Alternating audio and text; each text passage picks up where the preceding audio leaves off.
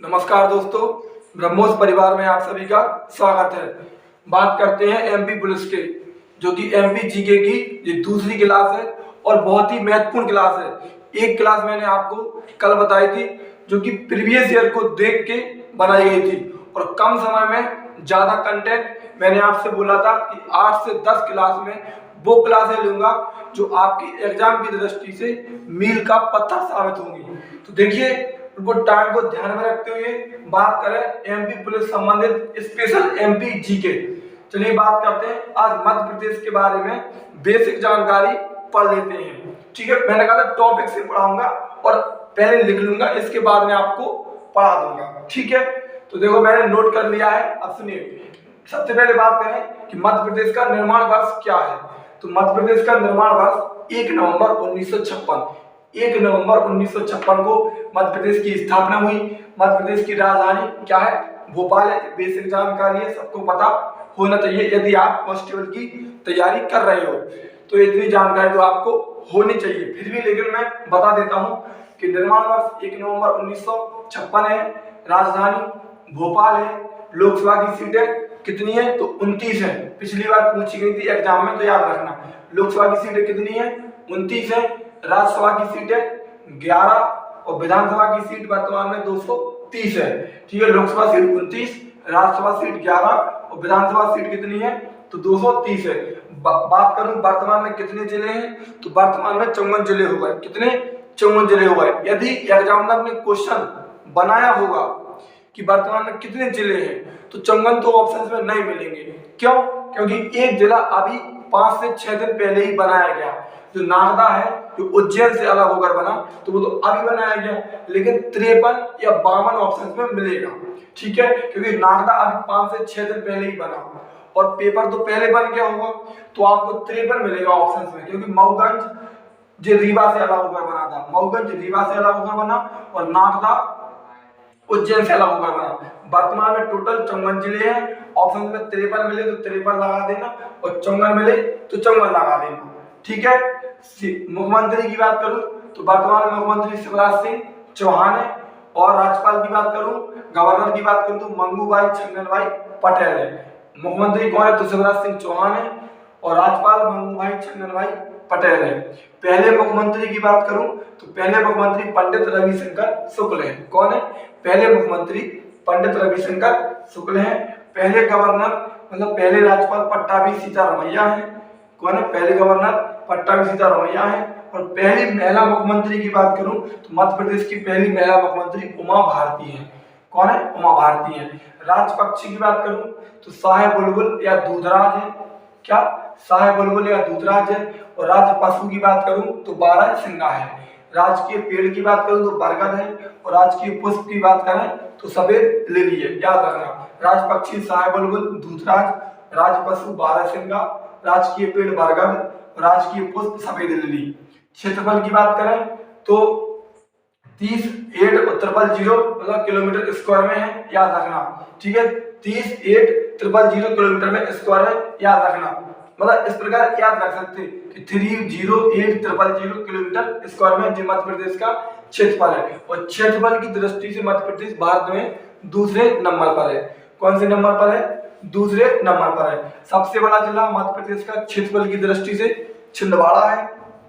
कौन सा है? सबसे बड़ा जिला मध्य प्रदेश का क्षेत्रफल की दृष्टि से छिंदवाड़ा है। सबसे छोटा जिला निवाड़ी है, जो कि 52वां जिला है। कौन सा? सबसे छोटा जिला निवाड़ी है, जो कि मध्य प्रदेश का 52वां जिला है। 53वां मऊगंज है, जो कि रीवा से अलग हुआ। और 54वां नागदा है, जो कि उज्जैन से अलग हुआ। मध्य प्रदेश में 428 तहसील है। कितनी तहसील है? 428 तहसील है और 10 संभाग है। याद रखना, वन क्षेत्रफल में मध्य प्रदेश नंबर 1 पर है। भारत में जितने राज्य हैं तो वन क्षेत्रफल में मध्य प्रदेश नंबर 1 पर है। और प्रतिशत के मामले में बात करें तो मिजोरम नंबर 1 पर है। प्रतिशत के मामले में कौन है? तो मिजोरम नंबर 1 पर है। मध्य प्रदेश का जो हाई कोर्ट है वो जबलपुर में स्थित है और जबलपुर नर्मदा नदी के किनारे स्थित है। याद रखना, मध्य प्रदेश का हाई कोर्ट जबलपुर में स्थित है और जबलपुर किस नदी के किनारे है? तो नर्मदा नदी के किनारे स्थित है। मध्य प्रदेश में 5 प्रकार की मिट्टी पाई जाती है। कितने प्रकार की? 5 प्रकार की मिट्टी पाई जाती है। मध्य प्रदेश में सर्वाधिक वर्षा पंचमढ़ी में होती है। पंचमढ़ी इसका नाम क्यों पड़ा?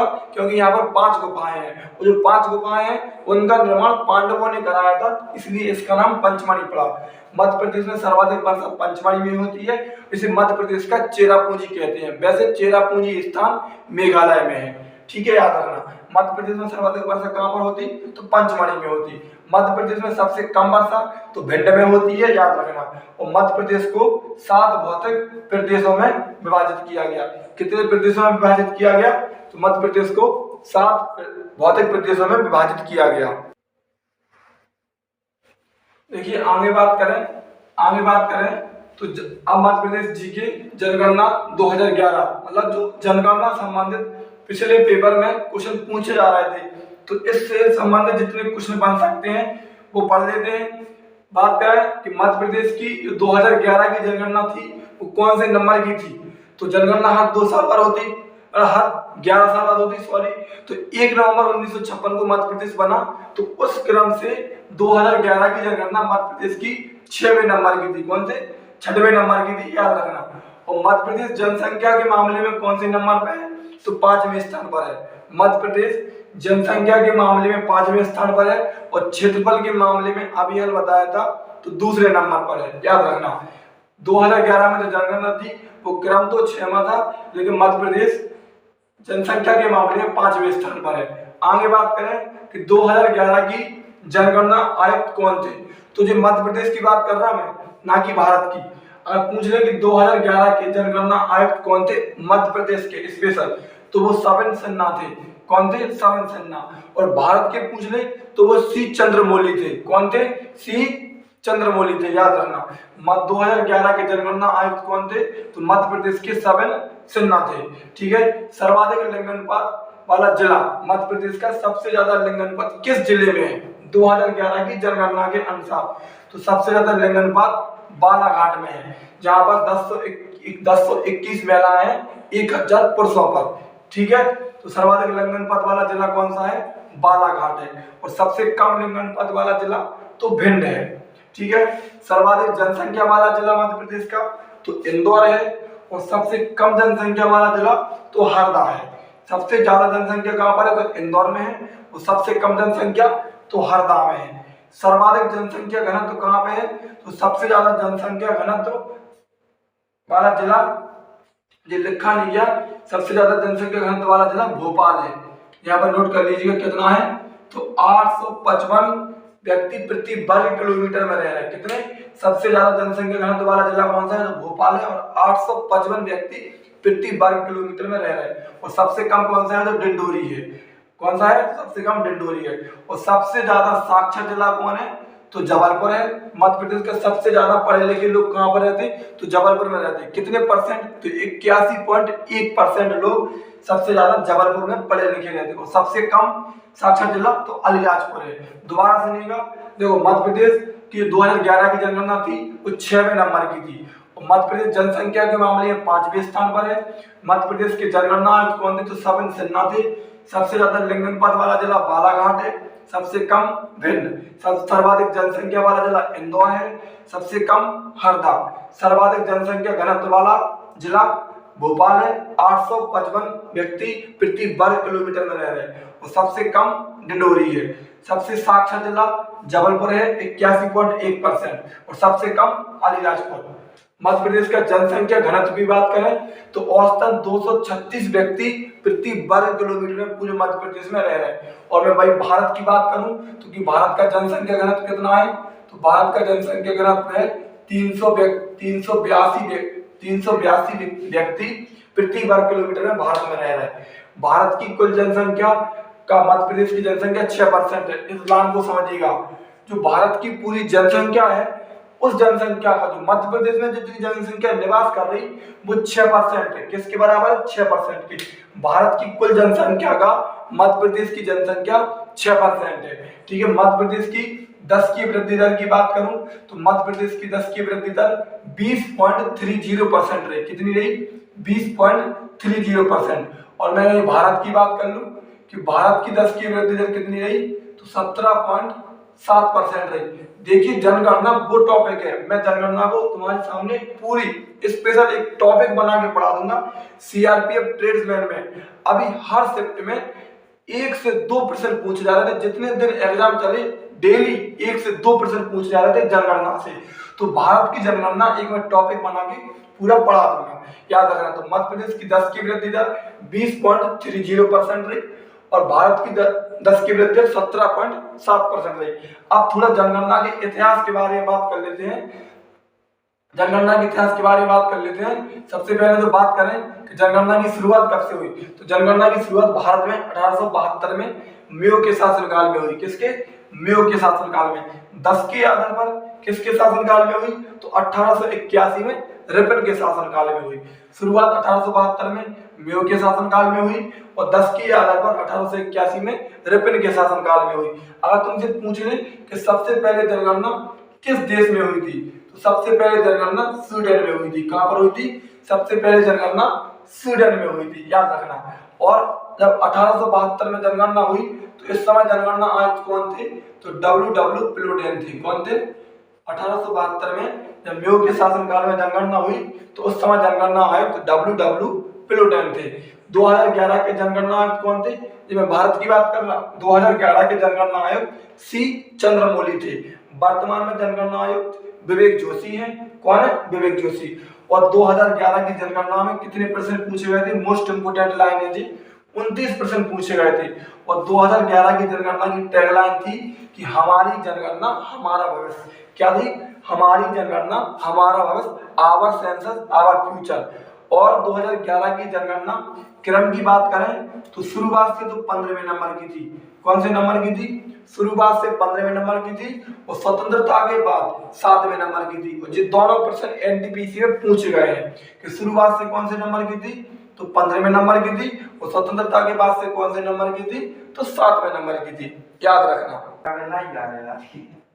देखिए आगे बात करते हैं। आगे बात करें, यहाँ से भी प्रश्न बनने की संभावना है और पूछे गए थे, इसलिए मध्य प्रदेश के प्रमुख व्यक्ति, जो इंपोर्टेंट व्यक्ति हैं, जो प्रमुख व्यक्ति रहे, उनके बारे में बात करते हैं। अटल बिहारी वाजपेयी। अटल बिहारी वाजपेयी की बात करें तो इनका जन्म कहां पर हुआ था, सिर्फ इतना ही पूछेगा, इनका जन्म कहां पर हुआ था और इनसे संबंधित और भी जो प्रश्न बनेगा वो मैं आपको बताने वाला हूं। तो जन्म कहां पर हुआ था, तो ग्वालियर में हुआ था और 2015 में इनको भारत रत्न दिया गया। और ध्यान रखना, जो भारत के 3 बार प्रधानमंत्री बन चुके। कितनी बार? 3 बार प्रधानमंत्री। ठीक है, अटल बिहारी वाजपेयी, जन्म ग्वालियर और 2015 में इनको भारत रत्न दिया गया और 3 बार जे भारत के प्रधानमंत्री बन चुके। अब एक बात बताएं कि भारत रत्न की शुरुआत कब हुई थी, तो मैं आपको बता दूं कि भारत रत्न की शुरुआत 1954 में हुई थी। कब हुई थी? भारत रत्न की शुरुआत 1954 में हुई थी। अभी तक टोटल 48 व्यक्तियों को मिल चुका। कितने? अभी तक टोटल 48 व्यक्तियों को मिल चुका। भारत रत्न की शुरुआत 1954 में हुई थी। शुरुआत में 3 लोगों को मिला था और अभी 2019 में भी 3 लोगों को दिया गया था। शुरुआत में सर्वपल्ली राधाकृष्णन, सीवी रमन और राजगोपालचारी। किस किस को? डॉक्टर सर्वपल्ली राधाकृष्णन, सीवी रमन और राजगोपालचारी को दिया गया था। और 2019 में नानाजी देशमुख, भूपेन हजारिका और प्रणब मुखर्जी को दिया गया था। और 1954 में शुरुआत हुई। अभी तक टोटल 48 लोगों को दिया जा चुका है। पहले व्यक्ति जिन्हें मरणोपरांत, मतलब मरने के बाद भारत रत्न दिया गया, वो थे लाल बहादुर शास्त्री 1965 में। मरने के बाद लाल बहादुर शास्त्री को 1965 में दिया गया था। पहले विदेशी व्यक्ति जिनको भारत रत्न दिया गया तो वो खान अब्दुल गफ्फार खान थे। कौन थे? खान अब्दुल गफ्फार खान पाकिस्तान के थे, जिन्हें सीमांत गांधी कहते हैं और लाल कुर्ती दल से संबंधित थे। किससे? लाल कुर्ती दल से संबंधित थे और खुदाई खिदमतगार भी उन्हें कहते हैं। और दूसरे व्यक्ति, अभी तक सिर्फ 2 व्यक्ति हैं विदेशी जिनको भारत रत्न दिया गया।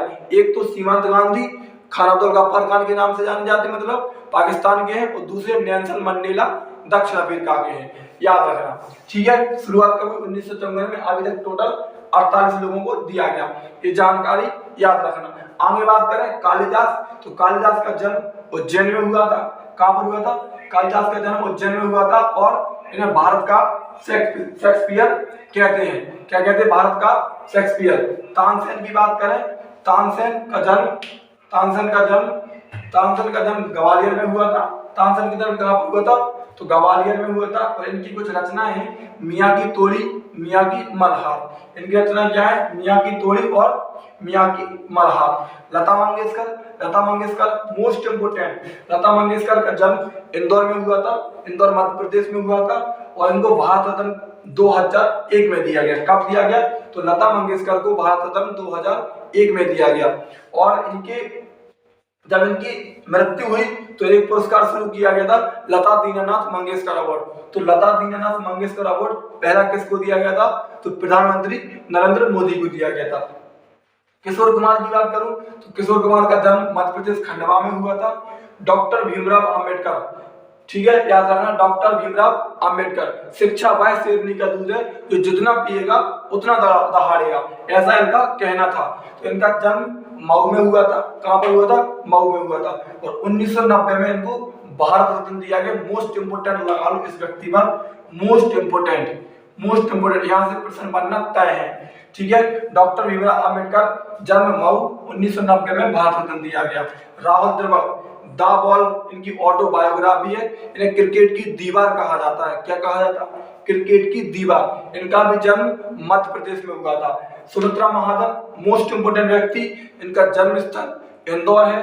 8 बार सांसद रह चुकी है। कितनी बार? 8 बार सांसद रह चुकी हैं। इन्हें ताई के नाम से जाना जाता है। क्या? ताई के नाम से जाना जाता है। और सेकंड महिला लोकसभा स्पीकर है। अभी तक सिर्फ 2 ही महिला लोकसभा स्पीकर बनी है।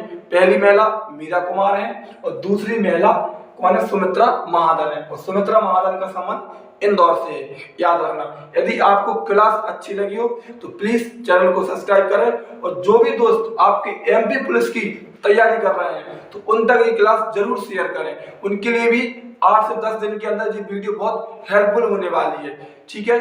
धन्यवाद।